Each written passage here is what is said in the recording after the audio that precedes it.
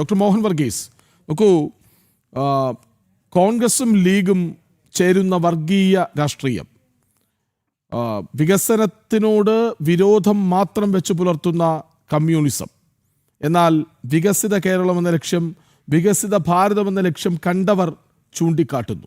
അപ്പോൾ എന്താണ് ഇടത്, എന്താണ് വലത് എന്ന് ചൂണ്ടിക്കാട്ടുന്നതിനൊപ്പം ഞങ്ങളെ വികസനത്തിന് വേണ്ടി ജയിപ്പിക്കൂ എന്നുകൂടി പറയുന്നു. അതായത് ആ മൂന്ന് വാക്കുകളിലൂടെ വികസന വിരോധികളായ ഇടത്, വർഗീയവാദികളായ വലത്, ഞങ്ങൾ വികസിത കേരളം ആഗ്രഹിക്കുന്നവർ, ഈ മൂന്ന് വരികളിലൂടെ നരേന്ദ്രമോദി പറയേണ്ടതെല്ലാം പറഞ്ഞില്ലേ? ശ്രീ കൃഷ്ണരാജ് ആൻഡ് ശ്രീ ഗൗതം, പറയേണ്ടത് കാച്ചിക്കുറുക്കി മേൽപ്പറഞ്ഞ മൂന്ന് വരികളിലൂടെ വളരെ വിശാലമായ അർത്ഥതലങ്ങളുള്ള ഒരു സംസാരമാണ് ശ്രീ നരേന്ദ്രമോദി പുത്തരിക്കണ്ടം മൈതാനത്ത് ഇന്ന് നടത്തിയത്. നോക്കൂ, ഇടത്ത് വലത്ത് മുന്നണികൾ സെറ്റ് ചെയ്തിരിക്കുന്ന ഒരു പാരഡൈമുണ്ട് കേരളത്തിൽ. ഈ പാരഡൈം അനുസരിച്ച് ഒന്നിനു പുറകെ ഒന്നായി UDF followed by LDF followed by UDF, ഇത് എത്ര കാലമായി തുടരുന്ന ഒരു സംവിധാനമാണ്. അപ്പോൾ ഇവിടെ ആകമാന സംസാരത്തിൽ പ്രധാനമന്ത്രി ശ്രീ നരേന്ദ്രമോദിയുടെ സംസാരത്തിൻ്റെ മൊത്തം ത്രെഡ് പരിശോധിച്ചാൽ അവിടെ ചേഞ്ച് എന്നതിൻ്റെ, മാറ്റം എന്നതിൻ്റെ അനിവാര്യത, അതിൻ്റെ ആവശ്യകത ഊന്നിപ്പറയുകയാണ്. അപ്പോൾ ചേഞ്ച്, ഒരു ഇക്കണോമിക് സൂപ്പർ സ്ട്രക്ചറിൽ ചേഞ്ച് വരണമെങ്കിൽ, വികസനം ഉണ്ടാകണമെങ്കിൽ ഒരു പൊളിറ്റിക്കൽ സ്ട്രക്ചറിലും മാറ്റങ്ങൾ ഉണ്ടാവണം. ഇത് രണ്ടും പരസ്പര പൂരകങ്ങളാണ്. അതുകൊണ്ട് സമാസമം വികസനപരമായ സ്വപ്നങ്ങളും വികസനപരമായ ചില യാഥാർത്ഥ്യങ്ങളും അതേസമയം തന്നെ രാഷ്ട്രീയമായ മാറ്റമുണ്ടാകേണ്ടതിൻ്റെ ആവശ്യകതയും സമാസമം ചാലിച്ചുകൊണ്ടാണ് ശ്രീ നരേന്ദ്രമോദി തൻ്റെ പ്രഭാഷണം അവിടെ നിർവഹിച്ചത്. ഇവിടെ നോക്കൂ, എന്താണ് പൊളിറ്റിക്കൽ റിയാലിറ്റി? ഇവിടെ UDF സംവിധാനം, അത് ചില മതഘടനകൾ അതുമായി ബന്ധപ്പെട്ട്, പ്രത്യേകിച്ച് ന്യൂനപക്ഷ സമുദായങ്ങളുമായി ബന്ധപ്പെട്ടും ഒക്കെ പ്രവർത്തിക്കുന്നു എന്ന ഒരു പൊതുവേ ഉള്ളൊരു ആഖ്യാനമുണ്ട്.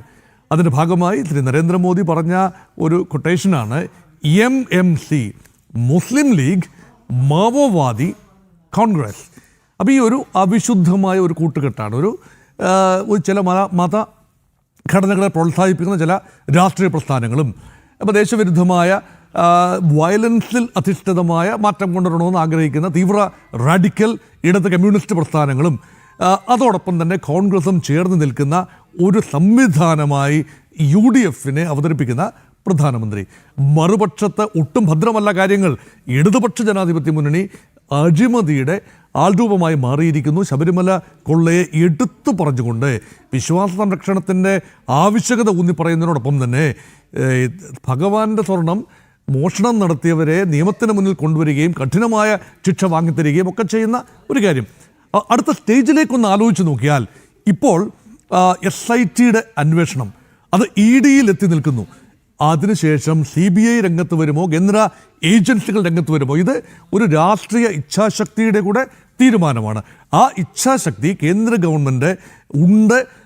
ഇടത് വലത് ഭേദമന്യേ ആരാണ് കൊള്ളയ്ക്ക് കൂട്ടുനിന്നത് അവരെ നിയമത്തിന് മുന്നിൽ കൊണ്ടുവരികയും മാതൃകാപരമായ ശിക്ഷ നേടിത്തരികയും ചെയ്യുക എന്ന ഒരു കമ്മിറ്റ്മെൻറ്റ് നരേന്ദ്രമോദി പറയുന്നു. ഇവിടെ അത് നമ്മൾ പ്രത്യേകമായി നോക്കിക്കാണേണ്ടതാണ്. പലപ്പോഴും ഇവിടെ ഈ അന്തർധാര, CPMഉം BJPയും തമ്മിൽ ഇവിടെ ഒരു അന്തർധാരയുണ്ട് എന്ന രീതിയിൽ UDF കേന്ദ്രങ്ങളിൽ നിന്നും വലിയ പ്രചരണം നടക്കുന്ന ഒരു സമയത്താണ് UDF ആണെങ്കിലും LDF ആണെങ്കിലും അഴിമതി തന്നെയാണ്, അതിനെതിരെ വിട്ടുവീഴ്ചയില്ലാത്ത നിലപാടാവും ഉണ്ടാവുക എന്നത്.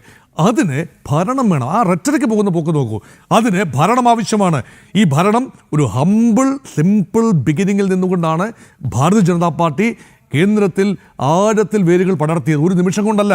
1984 ലോക്സഭാ തെരഞ്ഞെടുപ്പിൽ കേവലം 2 സീറ്റ് മാത്രം ലോക്സഭയിലേക്ക് ഉണ്ടായിരുന്ന, ശൈശവ ദിശയിലുണ്ടായിരുന്ന ഭാരതീയ ജനതാ പാർട്ടി, അതിൻ്റെ ഒരു പ്രഭാവം പിന്നീട് തുടങ്ങുന്നത്, ഒരു ഭരണ കക്ഷിയായി ആദ്യം തുടങ്ങുന്നത് 1987 അഹമ്മദാബാദ് കോർപ്പറേഷനിലാണ്.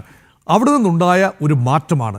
അത് തിരുവനന്തപുരത്തെ ചൂണ്ടിക്കാട്ടി പറയുകയാണ്, ഇതാ there is A change that is happening. ഇതുവരെ കേരളം സമ്മാനിച്ചത് തൃശ്ശൂരെ ഒരു MP അല്ലെങ്കിൽ നേമം മണ്ഡലത്തെ പ്രതിനിധീകരിക്കുന്ന ഒരു MLA, അതിനപ്പുറമായി കാര്യമായ ഒന്നും തന്നെ BJPക്ക് വേണ്ടി കേരള ജനാധിപത്യ പ്രക്രിയ ഉപയോഗിച്ചുകൊണ്ട് നൽകിയിട്ടില്ല. ഇതാ ഇപ്പോൾ ഭാരതീയ ജനതാ പാർട്ടിക്ക് തിരുവനന്തപുരം കോർപ്പറേഷൻ്റെ ഭരണം ലഭ്യമായിരിക്കുന്നു. കോർപ്പറേഷൻ മേയർ ശ്രീ വി രാജേഷിനെ ഉൾപ്പെടെ സാക്ഷി നിർത്തിക്കൊണ്ട് BJP സംസ്ഥാന പ്രസിഡന്റ് രാജീവ് ചന്ദ്രശേഖരനെ ഉൾപ്പെടെ സാക്ഷി നിർത്തിക്കൊണ്ട് പറയുന്ന കാര്യങ്ങളെന്ന് പറയുന്നത് ഒരു തിരുവനന്തപുരത്തെക്കുറിച്ചുള്ള സമഗ്ര വികസന രേഖ എന്നൊരു മഹാസ്വപ്നം തീർച്ചയായും തിരുവനന്തപുരം നിവാസികൾക്കുണ്ടായിരുന്നു. അതേക്കുറിച്ച് കാര്യമായി ഒന്നും പറയുന്നില്ല. ഒരു സിമ്പിൾ വാചകത്തിൽ പറയുകയാണ്, ഇവിടെ എല്ലാ വിഭാഗം ജനങ്ങളെയും ചേർത്ത് പിടിക്കേണ്ട ആവശ്യമുണ്ട്. അടിസ്ഥാന വർഗം, തീർച്ചയായിട്ടും സ്ട്രീറ്റ് വെൻഡേഴ്സ് ഉൾപ്പെടെയുള്ള ആളുകൾ, തെരുവോര കച്ചവടക്കാർ, അവരെക്കുറിച്ചൊന്നും ആരും ഇതുവരെ അവർക്കൊക്കെ വോട്ടുണ്ടോ എന്ന് പോലും ആരും ചിന്തിക്കാത്തൊരു കാലത്തെ അവർ 1 ലക്ഷം രൂപ ക്രെഡിറ്റ് കാർഡ് രൂപത്തിൽ നൽകുന്ന ഒരു പദ്ധതി കൊണ്ടുവരിക. ഇത് സിംബോളിക്കാണ്.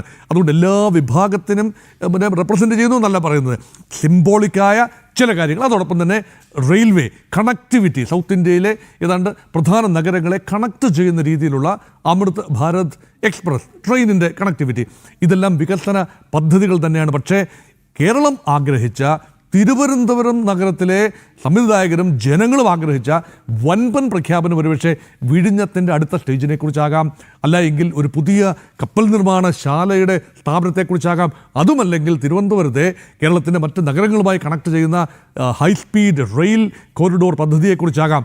അതേക്കുറിച്ചൊക്കെയുള്ള കാര്യങ്ങൾ, തീരുമാനങ്ങൾ ഇനിയും വരാനിരിക്കുന്നതേ ഉള്ളൂ. ഒരുപക്ഷെ ട്രിവാൻഡ്രം ബ്ലൂ പ്രിൻ്റ് എന്ന് പറയുന്നത് ഇപ്പോൾ പൈപ്പ് ലൈനിലാണ്.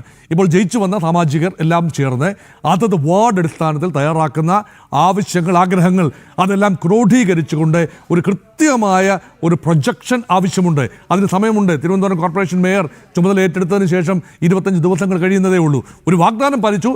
ശ്രീ നരേന്ദ്രമോദി എന്ന ഇന്ത്യൻ പ്രധാനമന്ത്രി തിരുവനന്തപുരം നഗരത്തിലേക്ക് എത്തി ജനങ്ങൾക്ക് നന്ദി പറയും എന്ന വാഗ്ദാനം തീർച്ചയായും ശ്രീ വി രാജേഷ് നൽകിയിരുന്നു. അത് പാലിക്കാൻ കഴിഞ്ഞു എന്നത് തീർച്ചയായും BJPക്ക് ഉൾപ്പെടെ നഗരസഭയ്ക്കുൾപ്പെടെ അഭിമാനകരമായ കാര്യമാണ്. അല്ല, അത് മനസ്സിലാക്കുന്ന ഡോക്ടർ മോഹൻ വർഗീസ്, അതായത് ഈ വികസന പദ്ധതികൾ, വികസന നയരേഖ ഇത്ര പെട്ടെന്ന് അവതരിപ്പിക്കേണ്ടതില്ല. പ്രധാനമന്ത്രി വരട്ടെ, ആദ്യം ഞങ്ങൾക്കൊരു ഊർജം നൽകട്ടെ, അതിനുശേഷം സംസ്ഥാന സർക്കാരുമായി കൂടി ആലോചിച്ച് സമഗ്രമായൊരു പദ്ധതിയാണ് വേണ്ടതെന്ന് മനസ്സിലാക്കുന്നു. ഞങ്ങളുടെ കൈവശം വികസന രേഖയുണ്ട്, അത് തയ്യാറായി കഴിഞ്ഞു. പക്ഷേ ഇനി സംസ്ഥാന സർക്കാരുമായി കൂടി സംസാരിക്കണം.